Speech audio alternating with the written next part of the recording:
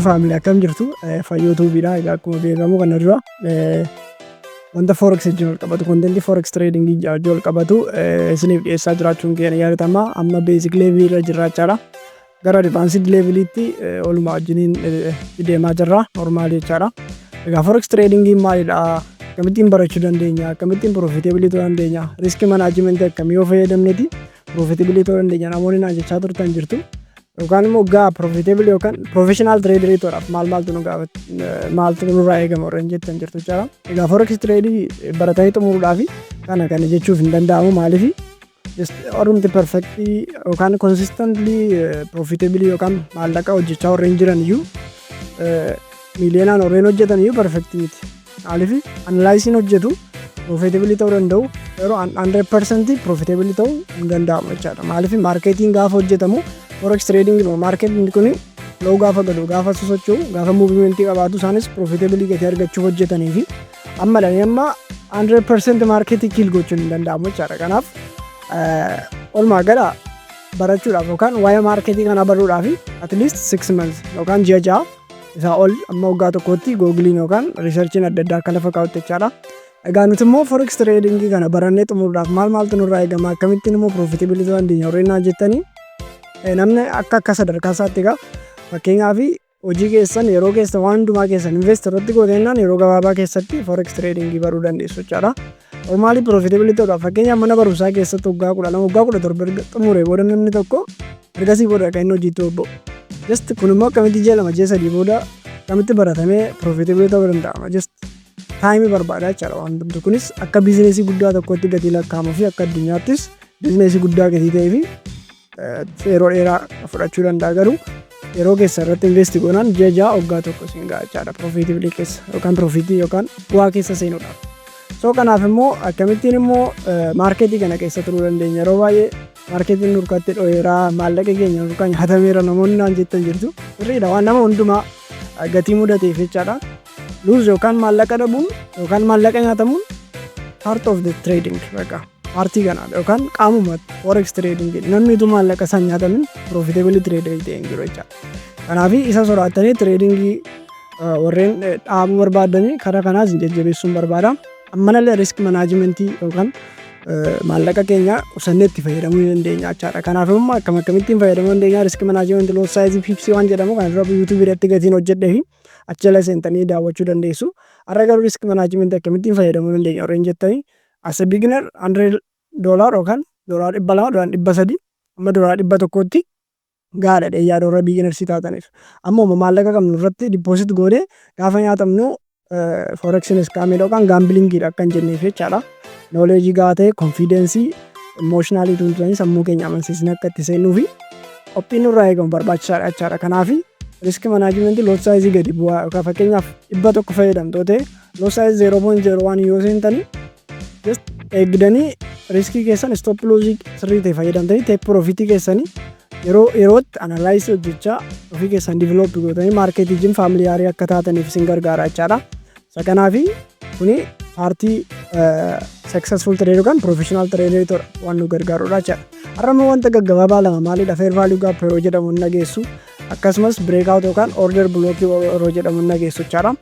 Warreen kun maaliif nu fayyadu maalidha maal jedhamu yookaan hiikni isaa maalidha fair value gap akkuma beektanii candlestick warreen fayyadamtan fakkeenyaaf candlestick keessatti marketing visit gochuu danda'a marketing itti fayyadamnu sell pressure yookaan buying pressure ta'uu danda'a jechaadha. Algoritmiin gaafa sochoosu just gaafa marketing dhabu candle fakkeenyaaf candle 3 form erga godhe booda candle gidduu tokko engulfing bearish engulfing yookaan bullish engulfing ta'uu danda'a. Marketing maannoo candle guutuun gaafa form godhe jechaadha. Achi keessatti gaappiin wayii uumamaa jechaadha. Gaappii sana gidduu marketing dhufee revisit gochuudhaan yookaan pricing dhufee marketii sana yookaan gaappii sana daawwachuu danda'a confirmation jedhu gatii jiruu fi ishee sana akka confirmationitti fayyadamnee yoo sell pressure yoo ta'e sell seena yookaan immoo buy yoo ta'e immoo support level yoo ta'e immoo buy seenuu dandeenya jechaadha. Kuni analysiidhaaf baay'ee wanta barbaachisaadha. Traderoonni baay'ee gaafa isaan miidiyaa adda addaa irraa dhaga'uu dandeessu kuni akkuma kana jechaadha. Breakout structure ni jedhamu yookaan breakout immoo maalidha? Fakkeenyaaf kuni egaa kun karaa wise karaa hubannaadhaan fayyadamuu danda'u qabna. Maaliif yeroo baay'ee fake hojjechuu danda'a jechaadha. Breakout jennee gaafa seennu deebi'ee reverse godhee gadi bu'u inni ol ba'aa ture gadi bu'uu danda'a inni gadi bu'aa ture immoo ol ka'uu gatii danda'u jechaadha. Breakout egaa fakkeenyaaf retest erga godhee booda yookaan retracement erga hojjetee booda cabsee gaafa ba'u yookaan sell yookaan buy'idhaaf kan nuti fayyadamnu strateejiidhaaf kanaaf nu fayyada jechaadha. So kuni akka confirmation traderiin tokko fayyadamuu kan danda'udha. I think smart money concept ta'uu danda'a kan isin fayyadamtan yookaan asitti trade fayyadamuu dandeessu. Akka analyze hojjennutti kun garaa jechaadha. Kanaaf warreen kun lamaan wanta murteessaa gatii ta'eef screen irraa immoo ilaaluu dandeenya. Asumaan egaa chaanaalii keenyaaf warreen haaraa taatanii YouTube chaanaalii Feyo subscribe like share gochuudhaan wajjin itti fufaa jechaadha. Akkasumas TikTok akkaawuntii keenya forex trade kan jedhu like share godhaa. Wajjin beeksisa family ta'a isin jechuun barbaada. Amma gara screen itti deemnaa jechaadha. Okay, so namma jechaadha fair value gap fi breakout inni jennu yookaan breakout structure inni jennu itti kamidha akkas fakkeenyaaf amma akkuma dubbannee turre fakkeenyaaf kuni just asitti private candle ishee magariisa kan argitu jechaadha. Asitti fakkeenyaaf the last price ishee kunoo qixa kana geessee dhaabatte jechaadha.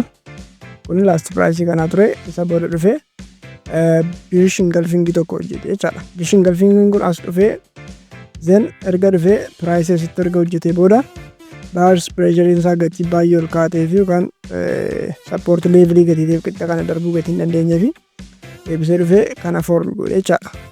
Already candle kuni daily candle dha jechaadha. Sireen gadda waa'ee candlestick dubbannee ture time frame isaa daily irra jira. So asitti immoo dhufee kunoo magariisa hojjete jechaadha. So fair value gap isheen jennu kuni qixa kamitti fakkeenyaaf asitti yoo argitan kun the last pricing isa kan magariisa kana qixa kanadha kan isa kana qixa kanadha. So isheen gidduu jirtu kuni gap isheen gidduu jirtu kan specialtiin kun maal jedhamti fair value gap ishee jennudha jechaadha. Qixa kanatti maal jennu nuti asitti erga barreeffanne booda confirmation kana fakkeenyaaf normally kuni bullish dha jechaadha. Support level gatii marketing isaa kun akkuma argitanii ol ba'e. So qixa kanatti fair value gap kuni confirmation gaafa analyze hojjennu baay'ee dhiyaaf yookaan seeriidhaa fi confirmation inni nuuf kennu baay'ee nu gargaara jechaadha. So kanumaan wal qabatee breakout yookaan break of structure yookaan order blocking jennu maalidha? Order blocking kun qixa kanatti fakkeenyaaf asitti order block hojjete then asi booddee qixa kanatti dhufee asii cabsee ba'e jechaadha. Then isheen kun maal jedhamti? Just retest erga godhee booda retracement godhee ture asirraan deebi'ee as dhufee hin deebi'ee hin dhufee hin deebi'ee hin dhufee qixa kanatti akkuma argitanii kunii fi asitti close kan inni godhee asii immoo jalqabe jechaadha.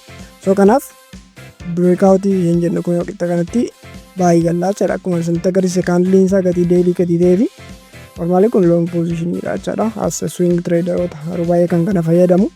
So kanaaf qixa kanatti cabsee ba'e jechaadha. Kun immoo kan nu fayyadu confirmation baay'ee galuudhaaf yookaan selling galuudhaaf kana candle kana gaafa inni cabsee darbu breakout gaafa inni godhu normally buy pressure dhaan baay'ee gatii dhiibbaan irratti geggeeffame booda gaddeebi'uu gatii hin dandeenyeef ol sokkee retest gochaa normally ol ba'ee jechaadha. So kanaaf isa kana fakkaata jechaadha. So kun waan haaraa miti fakkeenyaaf analyze gaafa hojjettanii more confirmation gaafa argattanii confidence bituu yookaan gurguruu qabaattanii baay'ee ol ka'aa gatii ta'uu fi karaa kanas hin fayyada jechaadha. So isa kana fakkaata jechaadha. Kana jechuun garuu yeroo hundumaa sirriidha jechuu miti. Lafinni itti immoo deebi'ee retest godhee gadi bu'u immoo jiraachuu gatii danda'u jechaadha. So isin immoo kana caalaatti search godhaati barbaadaati. Normal chart reading irratti baay'ee yeroo dabarsuu gaafatan kuni.